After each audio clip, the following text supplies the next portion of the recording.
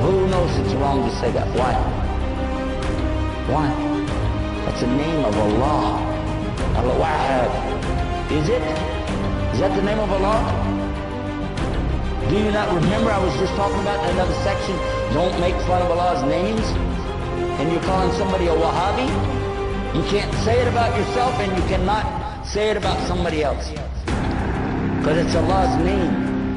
Don't play with it. And by the way, the people who played with that were the enemies of somebody, but they didn't want to call him by his name, his followers by his name, so they called it by his father's name.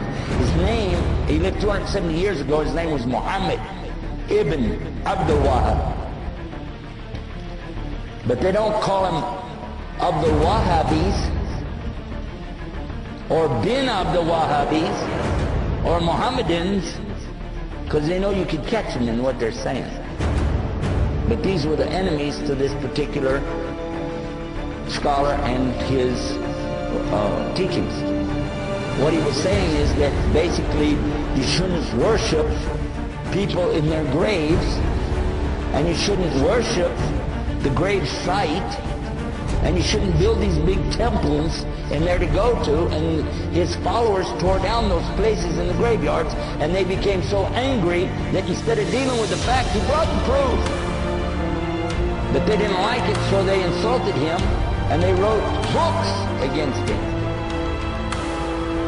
Because it messed up their Sufi tariqas. Okay?